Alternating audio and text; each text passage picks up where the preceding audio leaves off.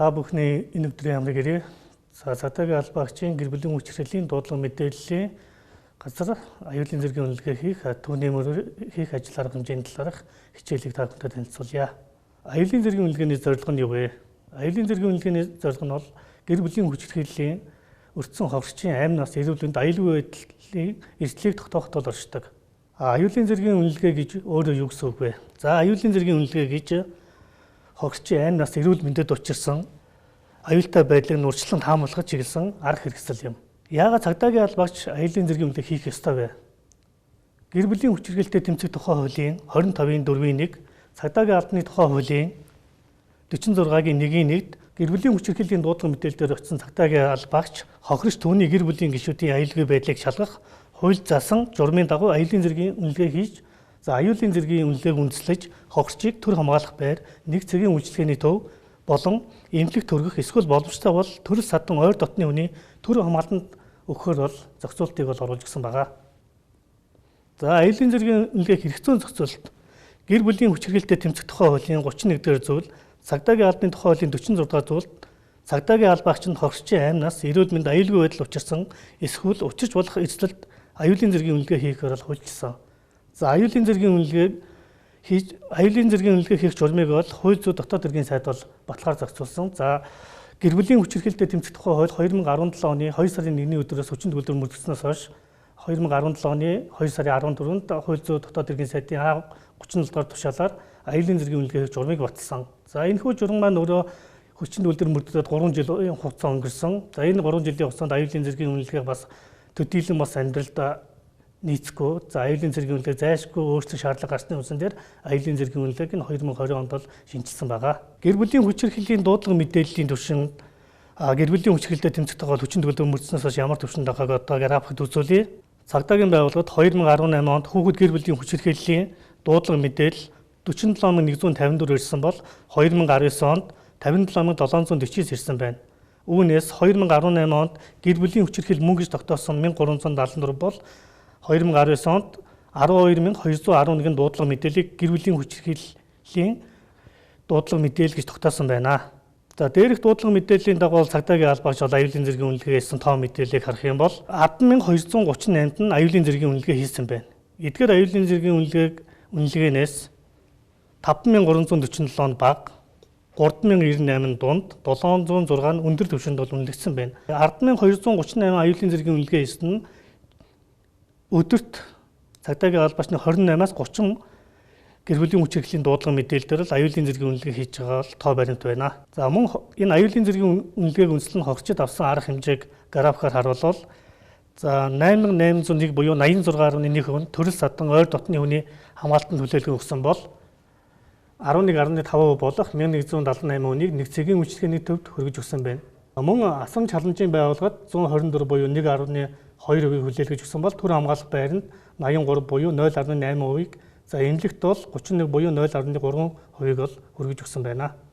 Гэр бүлийн хүчирхийлэлтэй тэмцэх тухай хууль болон аюулын зэргийн үнэлгээх журмын дагуу цагдаагийн албаач аюулын зэргийн үнэлгээг гэр бүлийн хүчирхийлэл үлдгэсэн орчинд нь эсвэл үлдгэсэн байж болох орчинд эсвэл хохирчийн байгаа газарт очиж бол хийхээр бол зохицуулсан байгаа.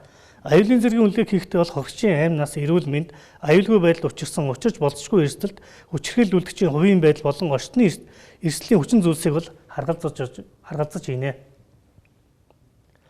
Орчин гэдэг нь бол гэр бүлийн хүчирхийлэл үлдгсэн эсвэл үлдгсэн байж болзошгүй газар, нөгөө төгөөр гэр бүл, төр хамгаалах байр, нэг цагийн үйлчлэгээний төв эсвэл хохирчоос мэдүүлэг авч байгаа газрыг бол ойлгоно.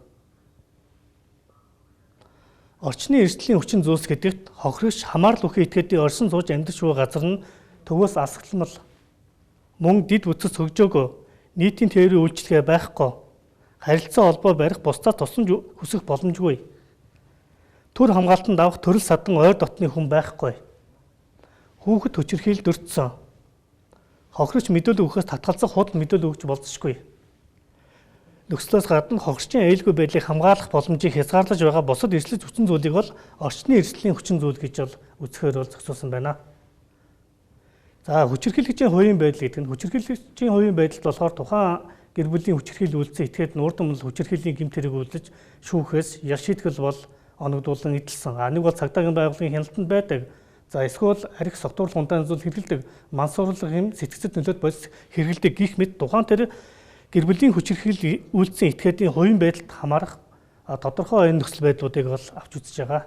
Аюулын зэргийг бол төвшнгөөр нь бол өндөр, дунд, бага төвшин гэж авч үздэг. Гэр бүлийн хүчирхийлэл үйлдэгч нь хохирогч хамаарал бүхий этгээдийн амь нас, эрүүл мэндэд хүндөвтөр хүн тохирол учруулж болзошгүй бодиттой занал хийсэн хүчирхийлэл хэвшмэл байнга үйлдэгдсэн хохирогч нь хүүхэд хөгжлийн бэрхшээлтэй, өндөр настай, жирэмсэн эсвэл өөр бусад шалтгааны улмаас өөрийгөө хамгаалах чадвар хязгаарлагдмал хүчирхийлэл үйлдэгч нь галт зэвсэг хэрэглэж болзошгүй мансуурлах юм сэтгцэд нөлөөд бодис байнга хэрэгэлдэг нөхцөл байдлыг ойлгохоор бол аюулын зэргийн үнэлгээ хийх журам дээр бол зохицуул хийж өгсөн байна. Тэгвэл аюулын зэргийн дунд төвшин гэдэг нь гэр бүлийн хүчирхийлэл үйлдэгч нь хохирогч хамаарал бүхий этгээдийг үл хайхрах, гүтгэх, мөрдөн мушгих, занал хийлэх, бусадтай харилцахыг хязгаарлах, бутаанд оромжлох, айлган сүрдүүлсэн дарамтлсан эдийн засгийн хүчирхийлэл нь хэвшмэл байнга үлдэгдээгүй сэтгэл санааны хохирол учруулсан хохирогч хамаарал бүхий этгээдийн бие махбод эрүүл мэндэд хөнгөн хохирол учруулсан согтуур хундаа байнга хэрэгэлдэг нөхцөл байдлыг ойлгоно.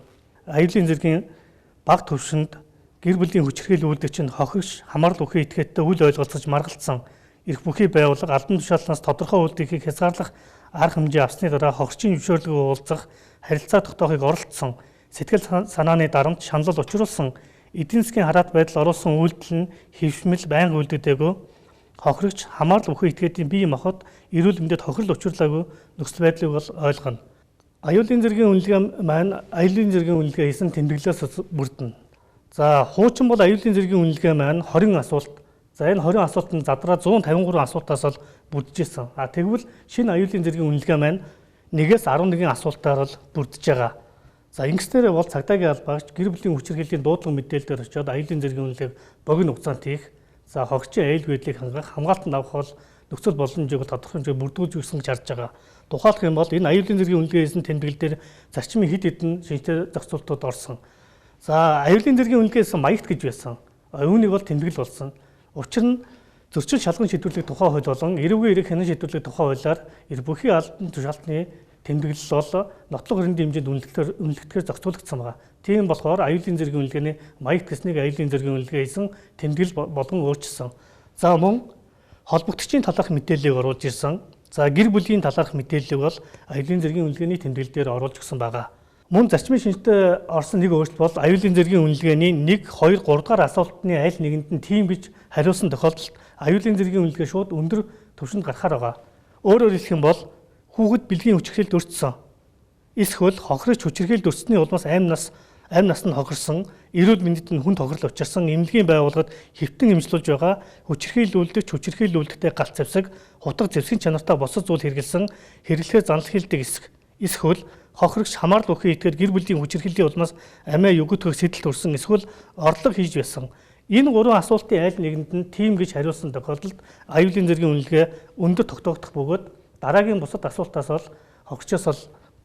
асуултыг бол хохирчоос асуухгүй. За асуулт 4-өөс 11 хүртэл асуулт нь бол аюулын зэргийн үнэлгээний бага, дунд, өндөр түвшний тийм үгүй гэж хариултан дээр л онооны системд бол нөлөөлөө явж байгаамаа.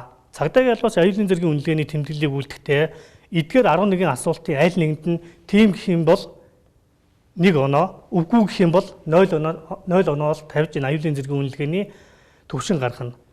За мөн аюулын зэргийн үнэлгээнд дээр дахиж нэг орсон өөрчлөлт нь болохоор нөхцөл байдал дүгнэлт цаашид авах арга хэмжээ гэсэн бичвэрийн эсгүүдийг оруулж ирсэн. Түүнчлэн аюулын зэргийн үнэлгээнд дээр хохирчийн гарын үсгийг зориулах шаардлагагүй болсон. Энэ маань өөрөө тухайн дээр хохирч аюулын зэргийн үнэлгээнд гарын үсэг зурснараа хүчирхийлэл үйлдэгчийн үйлдэлийг нотлсон. Нэг бол хүчирхийлэл үйлдэгч энэний өгсөн аюулын зэргийн үнэлгээг үндэслэж намайг одоо шийдэж гин гэдэг юм өрөөсгөл ойлголтыг төрдөг болохоор хохирчийн эрх ашиг хүндэх. За хоёрдугаар нь хохирчийн аюул байдал хангах зорилгоор бол аюулын зэргийн үнэлгээн дээр бол цагдаагийн албаагч гарын үсэг зурхаар зохицуулсан.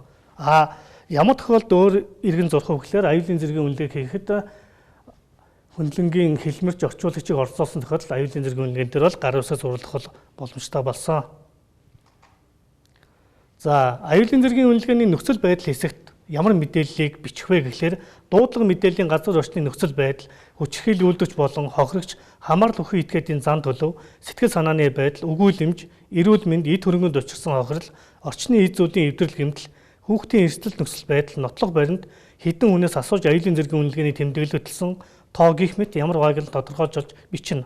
Түүнчлэн хохирогч, хүүхэд, гэр бүлийн бусад гишүүдэд аюулгүй байдлын хамгаалтын үйлчлэгийг хэрхэн үзүүлсэн болон үзүүлэх шаардлагатай талаарх санал хүчирхийлэл үйлдэгчид авсан арга хэмжээг бол нөхцөл байдал хэсэгт бол цагдаа галбагч бичгэнэ. За дараагийн аюулын зэргийн үнэлгээний тэмдэглэл хэсгийн дүгнэлт хэсэгт нийт 11 онооноос хэдэн оноо авсан бэ? Тэр нийлбэр оноогийн тавих нь байна. Хохирогч хамаарал бүхий итгээд учирч болох эрсдэл ямар вэ гэдгийг нь бол бичих нь байна. Хохирогч холбогдож хамаарал бүхий итгээд гэрч нарын өгүүлэмж, харьцаа, зам байдал, хохирчийн эрүүл мэнд, эд хөрөнгийн хохиролд ерөнхий дүгнэлт хийж, эрсдэлт хүчин зүйлийн талаар бол дүгнэлт хэсэгт бол бичих нэ. За тэмдэглэлийн цаашид авах арга хэмжээ хэсэгт нь хохирогч хамаарал бүхий итгээдийн аймнаас эрүүл мэндийг хамгаалах талаар анхаарах асуудал, нэн тэргуунд үзүүлэх үйлчлэгийг санал болгож бол цагдаагийн албагч бичнэ. За түрүүн бид дурдсан аюулын зэргийн үнэлгээний тэмдэглэлийн үйлдэгтээ онооны системээр дүгнэнэ гэж. Тэгвэл аюулын эрсдлийн бага түвшин гэдэг маань тэмдэглэл хэсгээр 11 асуултаас 0-оос 3 оног тийм гэж хариулсан бол аюулын эрсдлийн бага зэрэгт бол хамаарна. За аюулын эрсдлийн дунд түвшин гэдэг маань мөн тэмдэглэлийн дунд түвшин нь аюулын зэргийн үнэлгээний тэмдэглэлийн 11 асуултаас 4-өөс 7-д нь тийм гэж хариулсан тохиолдолд аюулын эрсдлийн зэрэг дунд түвшинд гарна. Аюулын эрсдлийн зэрэг өндөр түвшин гэдэг маань өөрөө аюулын зэргийн үнэлгээний тэмдэглэлийн 1-ээс 3 дахь асуултын айл нэгэнд нь тийм гэсэн, эсвэл нийлбэр оноо 8 буюу түүнээс дээш гарсан тохиолдолд аюулын зэргийн үнэлгээ өндөр гэж үнэлэгдэнэ. Аюулын зэргийн үнэлгээ хийх өмнө үнэлгээ хийгдснээр гэр бүлийн хүчирхийллийн гэмт хэрэг зөрчлийг шийдвэрлэх, урьдчилан сэргийлэх, хүчирхийлэл үйлдэгчид авах арга хэмжээг тодорхойлох, хохирогч хамаарал бүхий этгээдэд үзүүлэх тусламж үйлчлэгээний төрлийг сонгоход ач холбогдолтой тул асуултанд үнэн зөв хариулах талаар болон эрх үүргийг нь хохирогч хамаарал бүхий этгээдэд бол тайлбарлан өгнө. Аюулын зэргийн үнэлгээг хохирогчтой харилцан ярилцах хэлбэрээр хийх ба хохирчийг буруутгах, нэг талыг баримтлах, тулгах, хөтлөх байдлаар асуулт тавихыг бол хориглодог. Цагдаагийн албаач хүүхдэд аюулын зэргийн үнэлгээ хийхдээ хүүхдэд айдас төгшөр төрүүлэхээс зайлсхийсэн нөхцөлийг бүрдүүлж, хүүхдийг буруутгах, загнах, тулгах, хөтлөх байдлаар бол асуулт тавихыг бол хориглодог. Аюулын зэргийн үнэлгээ хийсний дараа цагдаагийн албаач ямар арга хэмжээ авах вэ? Нэгдүгээр эрх зүйн зөвлөгөө өгч хамаарал бүхий этгээд хууль заасан эрх үүргийг нь тайлбарлаж түнд үзүүлэх үйлчлэгийн талаарх мэдээллийг бол бичгээр бол өгдөг. Өөрөөр хэлбэл бичгээр өгнө гэдэг маань цагдаагийн албаагчийн тусламжийн хуцыг хэлж байгаамаа. Мөн аюулын зэргийн үнэлгээний хийсний дараа хохирчийг нэг цэгийн үйлчлэгээний төв төр хамгаалах байранд хүргэх хэсэг, эсвэл төрөл садан ойр дотны хүний төр хамгаалтанд өгөх асуудлыг бол цагдаагийн албаач тухайн газар дээр бол шийдвэрлэнэ. Аюулын эрсдлийн зэрэг өндөр, эсвэл хүүхэд хүчирхийлэлд өртсөн бол хамтарсан баг болон сум баг хорооны нийгмийн ажилтнанд бол цагдаагийн албаагч даруй мэддэх үүргийг хүлээдэг. Хүүхдэд хийсэн аюулын зэргийн үнэлгээ өндөр, дунд түвшинд гарсан, эсвэл хүчирхийллийн хүүхдийн аймнаас эрүүл мэндэд аюултай аргаар үйлдэж болзошгүй. Хүүхдийг айдас сэтгэл санааны дарамтанд оруулж болзошгүй. Хүчирхийлэл үйлдэгч согтуурлах хундаа мансуурлах юм сэтгцэд нөлөөт бодис хэрэгэлдэг. Хүүхдийн эмзэг байдлыг далимдуулан өөрт ашигтай шийдвэр гаргуулах, ашиг олоход ашиглаж болзошгүй. Хүүхдээ барьцааж болзошгүй тохиолдолд хүүхдийг эцгийг асран хамгаалж харгалзан дэмжигчийн саналыг үл харгалзан цагдаагийн албаагч бол аюулгүй байдлын хамгаалтанд бол авна. Гэр бүлийн хүчирхийллийн хэрэг зөрчилтийг тэмцэх цагдаагийн албан хаагчийн хүлээх үүрэг. Хуульд заасан эрх үүргийн тайлбарлаж мэдээллийг бичгээр өгөх. Аюулын зэрэг өндөр болон хүүхэд хохирсон бол сум баг хорооны нийгмийн ажилтнанд мэдэгдэх. Гэр бүлийн гишүүдийн аюулгүй байдлыг шалгах, аюулын зэргийн үнэлгээ хийх, төр хамгаалах байранд хүргэх, төрөл садан ойр дотны хүнийх нь хамгаалалтанд өгөх. Шаардлагатай бол хүчирхийлэл үйлдэгчийг баривчлах. Хохирогчид орон байрнаасаа хувцас, бичиг баримт, эмчилгээний хэрэгсэл, нэн шаардлагатай хэрэглээний эд зүйлсээ авахт нь туслалцаа үзүүлэх, хүчирхийлэл үйлдэгчээс шаардан гаргуулах. Аюулын эрсдлийн мэдээлэл цуглуулах нь ямар ач холбогдолтой вэ? Нэгдүгээр хохирчид үзүүлэх арга хэмжээний төрлийг сонгоход туслана. Хоёрдугаар одоо байгаа эрсдэл болоод ирээдүйд гарч болох эрсдлийг бол тодорхойлно. Гуравт нь байнга давтагддаг, даймжирсан үйлдэл байгаа эсэх талаар мэдээллийг бол өгнө. За цагдаагийн албаагч бол аюулын зэргийн үнэлгээ, нөхцөл байдлын үнэлгээний бол ялгаагүй зайлшгүй мэдчих шаардлагатай. Аюулын зэргийн үнэлгээ, нөхцөл байдлын үнэлгээ маань юугаар ялгарч байгаа? Нэгдүгээрт бол хийж байгаа албан тушаалтнаараа аюулын зэргийн үнэлгээг бол цагдаагийн албаагчийн, нөхцөл байдлын үнэлгээг бол нийгмийн ажилтан бол хийдэг. Мөн хаана хийж байгаагаараа ялгаатай, хийж буй хугацаагаараа ялгаатай. За үнэлгээнээс шалтгаалan хогсчид ямар тусламж үйлчлэгээ үзүүлэх вэ? Аюулгүй байдлын хамгаалтанд авах уу? Нэг бол хогсчид нөхцөл байдлын үнэлээд бусад нэг гэр бүлийн хүчирхийлэлд тэмцэх байгаа хуулийн заасан тусламж үйлчлэгээ холбон зурцлах үйл ажиллагааг явуулахыг бол шийдвэрлэдэг байгаа. Цагдаагийн албаагч нь аюулын зэргийн үнэлгээ хийхдээ орчин, хохирогч, хүчирхийлэл үйлдэгчийн нөхцөл байдлын боломжит бүх хэлбэрээр дуу дүрсний имжлэг, гэрэл зураг гэх мэтээр баримтжуулна. Мөн цагдаагийн албаагч нь аюулын зэргийн үнэлгээ хийсэн тохиолдол бүрт холбогдох мэдээллийг цагдаагийн байгууллагын мэдээллийн нэгдсэн санд бол оруулах үүргийг бол хүлээж байгаа. Аюулын зэргийн үнэлгээг цагдаагийн албаагчаас өөр хүн хийхийг бол хориглодог. Цагдаагийн албаагч нь аюулын зэргийн үнэлгээ хийсний дараа аюулын зэргийн үнэлгээг хогчид нэг бүрчлэн уншиж танилцуулан өөрөө бол энэ аюулын зэргийн үнэлгээ гарын үсгээр зурна. Цагдаагийн албаагч гарын үсгээр зурж байгаа гэдэг нь хогчид аюулын зэргийн үнэлгээг танилцуулсан.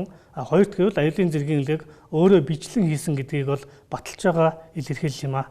За хүүхдэд аюулын зэргийн үнэлгээг хийхдээ эцэг их асран хамгаалагч харгалзан дэмжиж эсвэл сургууль хүмүүжүүлэгч хүүхдийн эрхийн ажилтан, нийгмийн ажилтан, сэтгэл зүйчийг бол байцааж болно. Хэрв эцэг их асран хамгаалагч харгалзан дэмжигч нь хохирогч хүүхдийн эрх хууль ёсны ашиг сонирхлыг зөрчиж болзошгүй бол оролцуулахгүй байж болно. Энэ тохиолдолд аюулын зэргийн үнэлгээний тэмдэглэлд бол тусгана. Гэр бүлийн хүчирхийллийн дуудлага мэдээлэл дээр цагдаагийн албаагч хамгийн түрүүнд очдог бөгөөд хийх хамгийн ихний ажил нь бол аюулын зэргийн үнэлгээ байдаг. Аюулын зэргийн үнэлгээг цагдаагийн албаагч ихтэй хүчирхийлэл үйлдэгчийн үйлдэлийг талсан зогсоогоод хогсчийг хүчирхийлэл үйлдэгчээс тусгаарсны дараа бол хийх шаардлагатай байдаг. Ийм цагдаагийн албаагч бол аюулын зэргийн үнэлгээний тэмдэглэл болон журмыг бол сайтар судлаж энэ талаар бол тодорхой мэдлэгтэй байж хогсчид учрах аюулын эрсдлийг бол тогтооно. За түүний дагуу аюулгүй байдлыг хамгаалах арга хэмжээг авах чадвартай болно.